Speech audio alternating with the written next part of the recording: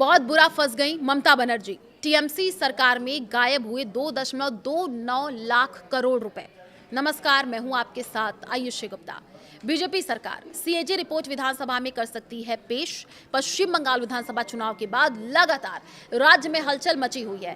पहले ममता बनर्जी चुनाव हार गईं, फिर उनकी पार्टी टूट गई और अब ताजा मामला ये है कि उनके सरकार के दौरान 2.29 लाख करोड़ रुपए गायब होने का आरोप लग रहा है, जिसके बाद माना यह भी जा रहा है कि राजनीति में वित्तीय अनियमितताओं का बड़ा बवंडर उठने वाला है।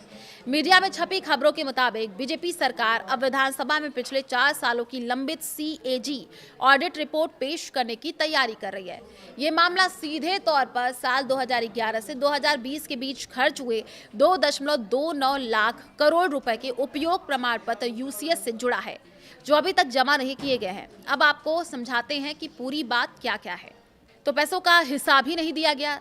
सरकारी नियमों के अनुसार किसी भी विभाग को मिले सरकारी अनुदान के बाद उसका उपयोग प्रमाण पत्र यानी यूटिलाइजेशन सर्टिफिकेट जमा करना अनिवार्य होता है और ये सर्टिफिकेट बताता है कि पैसा कहां और कैसे खर्च हुआ। लेकिन हैरानी की बात तो ये है कि बंगाल सरकार ने इतने लंबे समय तक इन प्रमाण पत्रों को जमा ही नहीं किया और इस लापरवाही ने अब राज्य के सरकारी खजाने की जवाबदेही पर बड़े सवाल खड़े कर दिए हैं।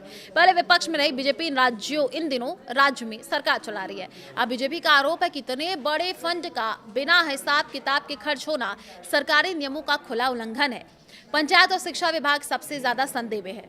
देखिए, मीडिया रिपोर्ट्स के अनुसार सीएजी की साल 2020-21 की आखिरी रिपोर्ट में सबसे बड़ी गड़बड़ियां पंचायत और ग्रामीण विभाग में पाई गई थी और इस विभाग के करीब 81,839 करोड़ रुपए के यूसी पेंडिंग थे। और इसके बाद स्कूली शिक्षा विभाग का नंबर आता है, जिसके 36,850 करोड़ रुपए का हिसाब अभी तक स्पष्ट नहीं है। शहरी विकास और नगरपालिका मामलों के विभाग के भी 30,693 करोड़ रुपए का कोई ठोस ब्यौरा नहीं मिला है और ये आंकड़े दिखाते हैं कि जनता के पैसे का इस्तेमाल किस तरीके से सवालों के घेरे में हो रहा है। सिर्फ सामान्य विभागों की बात नहीं है, बल्कि आपदा राहत फंड के साथ भी खेल हुआ है। जी हां, मार्च 2021 तक के आंकड़ों के मुताबिक सीएजी ने बताया है कि 3,400 करोड़ रुपए के 11,321 डिटेल्ड कंटीजेंट डीसी बिल जमा ही नहीं किए गए। ये बिल तब जरूरी होते हैं जब सरकार एब्स्ट्रैक्ट कंटीजेंट एसी बिलों के जरिए पैसा निकालती है। तय समय सीमा खत्म होने के बावजूद इन बिलों का न आना बड़ी वित्तीय अनियमितता की ओर इशारा करता है।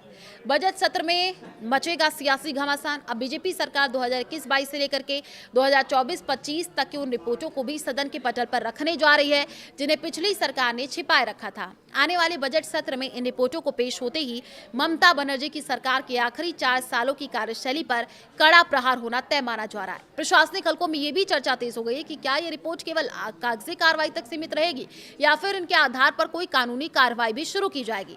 टीएमसी के लिए सदन में अपनी सफाई देना सबसे बड़ी चुनौती होने वाली है। आप क्या सोचते हैं? कमेंट करके जरूर बताएं।